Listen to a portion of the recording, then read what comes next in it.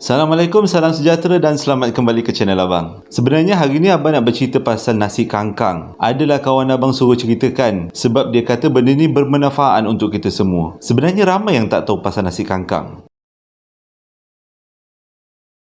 Sebelum Abang nak cerita pasal nasi kangkang ni, Abang nak berkongsi tentang satu cerita seram. Dalam posting Abang yang lepas, kalau korang pesan, ada satu cerita pasal rumah Monroe. Kisah rumah hantu tu lah, rumah kutukan tu. Korang nak tahu, waktu Abang cerita-cerita tu, Abang baca kisah tu, depan kamera macam sekarang ni, kalau tak silap Abang, waktu Abang sebut, mereka semua terkunci dalam rumah tu selama 12 jam.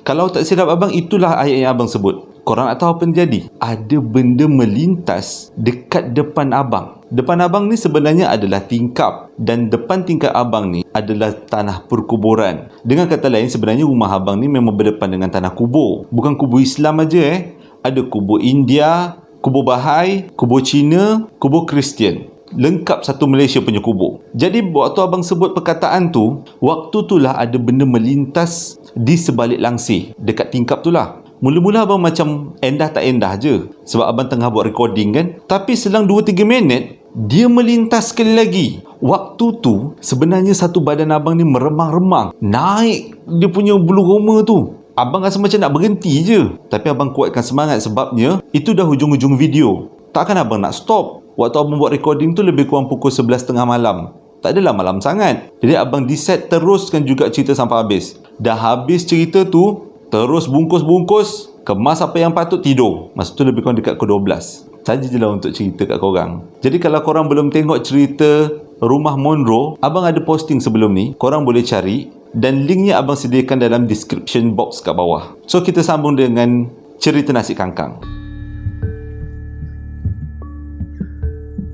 Sebenarnya nasi kangkang ni adalah satu benda yang sinonim dalam budaya Melayu ataupun budaya Nusantara. Ia diamalkan untuk menundukkan suami ataupun memecah belahkan keharmonian rumah tangga jiran sebelah. Kalau diberikan kepada suami, suami tu akan tunduk apa yang isteri nak. Apa yang isteri cakap, semua suami akan ikut. Dan kalau nasi kangkang tu diberi pada jiran pula, rumah tangga jiran tu akan kucak-kacir, bercerai-berai. Itulah penangan nasi kangkang. Ada beberapa tanda kalau seseorang tu terkena nasi kangkang. Bagi para suami-suami, korang tengoklah ya. Mana tahu, Abang bukan nak fitnah, bukan nak tuduh. Mana tahu korang ada ciri-ciri ni. Dan kalau korang ada ciri-ciri ni, cepat-cepatlah berjumpa dengan orang yang lebih pakar untuk dibuang sihir nasi kangkang ni. Sihirnya kuat tau. Okey, tanda-tandanya seseorang tu kena nasi kangkang. Yang pertama, dia mestilah seorang suami. Asasah lah kan. Tanda yang kedua, dia akan ikut segala kehendak isterinya. Kalau isterinya suruh beli barang A, dia beli. Kalau isterinya suruh pergi beli emas dekat Pohkong, dia beli. Nak beli berlian dekat Habib Jual, dia beli. Nak makan lobster bersaurang pun dibeli. Diusahakan, dipinjam mana-mana. Tapi ni berbeza dengan yang biasa. Perkara biasa yang kita ikut cakap isteri berbeza. Dia mengikut cakap isteri tanpa membantah dan juga berasa takut untuk melawan isterinya. Sebagai contoh, isterinya minta beli ketam besar rumah. Dia sanggup ni pinjam dekat mana-mana, pinjam dekat Along, dekat saudara mara, semata-mata nak memenuhi kehendak isterinya. Dan bila ada seseorang cakap, buat apa kau nak cakap isteri kau, baik kau melawan je. Dia akan jawab macam ni, aku tak nak lawan isteri aku takut. Itu orang tanda-tanda yang terkena nasi kangkang. Tanda pertama, tanda kedua. Kalau orang yang takut bini macam biasa ni, selalunya dia akan jawab macam ni, aku bukan tak nak lawan isteri aku, sayang, sebab itu tak nak melawan. Itu bukan kena nasi kangkang, itu memang sayang bini. Tapi nasi kangkang ni mukanya akan berasa risau, akan nampak takut. Itulah tanda pertama dan kedua, orang tu terkena nasi kangkang. Tanda ketiga orang tu terkena nasi kangkang, suami ni sewaktu dimarah oleh isteri, dia tidak akan melawan. Dia akan tunduk, tak menyahut apa yang isteri dia bebelkan. Tak kisahlah isteri dia maki hamun, dia tak akan melawan. Itulah tandanya seorang suami terkena nasi kangkang.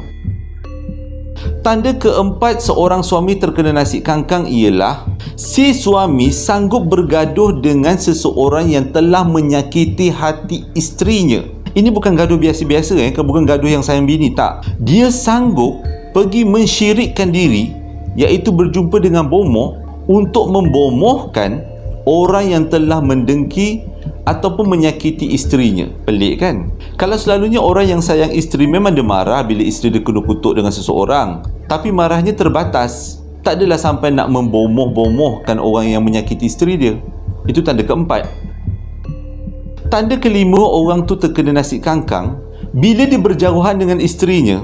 Dia tak keruan, hidupnya resah gelisah, buat A tak kena, buat B tak kena, sampai satu tahap dia boleh menangis, merayu-rayu supaya isterinya pulang, padahal isterinya hanya pergi ke sesuatu tempat dalam jangka masa yang pendek je, boleh kata 1-2 hari. Tapi dia tak boleh. Lain dengan orang biasa yang jauh pada bini. Adalah sesetengah lelaki kalau jauh pada bini dia seronok jadi orang muda dia, orang bujang. Tapi yang jenis-jenis sayang isteri ni memang dia jauh daripada isteri, dia akan rasa sedih. Tapi tak adalah sampai meraung-raung, menangis, memeluk gambar. Ini memang kejadian sebenar abang pernah jumpa.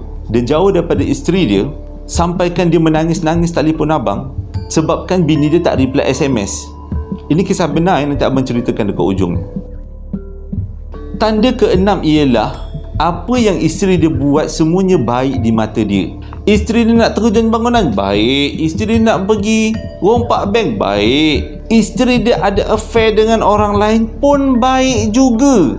Itulah tanda-tandanya orang lelaki ataupun suami yang dah terkena nasi kangkang. Masa abang cari-cari information dalam Google, abang terjumpa sesuatu yang menakutkan, iaitu bagaimana cara-cara membuat nasi kangkang. Ada orang ajar benda syirik dalam Google. Gila ah. Bukan cara je siap dengan mentera, package sekali. Mentera A kuat sikit, mentera B kurang kuat, mentera C ala-ala aje. Kalau mentera A tu buat sekali jalan, mentera C tu kena buat 2-3 kali baru jalan. Tapi setiap mentera tu ada kesan buruknya. Sebagai contoh, kalau dia nak buat nasi kangkang menggunakan mentera A, kesannya adalah dia akan pendek umur. Abang tak tahu benda tu betul ke tidak dan abang rasa tak betul. Cumanya yang abang nak highlight dekat sini, dekat dalam Google ada orang ajar macam mana buat nasi kangkang. Siap dia tunjuk gambar. Nasi tu mestilah ditanak, dan sewaktu nasi tu habis ditanak, perlulah diletakkan di lantai. Manakala si isteri perlulah mengangkang di atas nasi sehingga wap-wap nasi terkena alat sulit si isteri. Dan pada waktu itu, kekotoran darah haid dan peluh akan jatuh ke dalam nasi kangkang. Si isteri perlulah membaca mentera-mentera tertentu. Abang bukan nak ajar, tapi abang nak beritahu macam mana cara-caranya orang-orang ni berkurafat dan bersyirik dengan nasi kangkang. Dan selepas kekotoran darah haid dan juga peluh jatuh ke dalam nasi kangkang, nasi itu perlulah digaulkan dan diberi makan kepada suami. Itu kalau nak menundukkan suami lah. Kalau nak menghancurkan rumah tangga jiran, nasi itu perlulah diberi kepada jiran. Ini semua bukan ajaran Islam. Ini semua adalah syirik dan confirm masuk neraka. Tak adalah confirm, tapi sebenarnya kita pun tak tahu kan. Tapi mengikut apa yang abang belajar, kalau benda-benda syirik ni memang confirm masuk neraka lah. Proses waktu nak jatuhkan kekotoran haid dan juga peluh ke dalam nasi bergantung kepada kepanasan nasi. Selalunya mengambil masa lebih kurang 15 minit. Korang nampak tak detail apa yang diorang ceritakan, apa yang ditulis dalam Google. Gila kan? Dan terdapat satu information dalam Google, ada juga mengatakan sebenarnya nasi kangkang ni boleh dibuat tanpa mentera. Bila abang baca tu, abang rasa macam seram pula. Korang jangan buat ini syirik tau, nanti tak masuk syurga tau. Ini masuk neraka straightnya. Terus masuk neraka, jangan buat tau. Abang bagi warning. Dalam posting abang yang lepas pasal ilmu pelaris, abang kena hentam dekat komen gila-gila. Cakap abang buat fitnah lah, macam-macam lah kan. Dan posting kali ni abang harap tak adalah yang komen abang macam tu lagi. Sedih. Dah lah baru nak naik dalam YouTube. Seseorang yang terkena nasi kangkang perlulah mendapatkan rawatan daripada orang-orang yang pakar. Selalunya abang dengar Darushifa lah. Darusshifa itu adalah pusat rawatan Islam yang dibangunkan oleh almarhum Tuan Guru Harundin, salah seorang orang alim dekat Malaysia ni. Jadi kalau korang ada yang rasa macam dah terkena nasi kangkang dengan jiran sebelah ke, dengan isteri sendiri ke, bukan abang nak fitnah, tapi bolehlah dapatkan rawatan dengan pusat rawatan Islam ni. Abang percaya sebab digunakan ayat-ayat Quran. Okey, abang nak ceritakan pasal satu kisah berkenaan dengan nasi kangkang. Ada seorang lelaki ni memang terkenal dekat kawasan kita orang, kawasan perumahan kita orang. Dia jenis yang sangat takut dengan isterinya. Nak ajak minum pun susah, nak bergaul dengan kawan-kawan pun susah. Lagilah kalau nak ajak pergi masjid, pergi surau, memang taklah. Dia kata dia terlalu sayang bini dia, sampai kan nak berenggang dengan bini dia pun dia tak sanggup. Pada asalnya kita orang ingat dia ni macam terlalu sayang bini lah, tak ingat pun dia terkena nasi kangkang. Tapi yang peliknya, setiap apa yang bini dia minta akan ditunaikan. Dia ni gaji besar tau, dia engineer. Lebih buruk lagi, dia pernah dimarah oleh isterinya dekat pasar raya Giant, menjerit-jerit bini dia marah dekat si suami. Semua orang tahu kisah ni. Sian tak sian? Dia tak melawan, tunduk aja sambil nangis. Bini dia siap cakap suami bodoh macam tu. Tapi korang nak tahu apa ending dia? Waktu bini dia meninggal sebab aksiden Waktu bini dia meninggal, barulah dia tersedar. Rupa-rupanya dia terkena sihir. Dia tak pasti sihir apa, tapi macam yang abang cakap lah, orang Melayu ni memang sinonim dengan nasi kangkang kalau nak kontrol suami kan. Jadi dia ni terkena nasi kangkang. Selepas isteri dia meninggal, sihir tu terbatal. Jadi dia kembali hidup dengan normal. Dan sekarang dia dah kahwin baru dengan isteri yang lebih baik, dan hidupnya memang seperti seorang suami.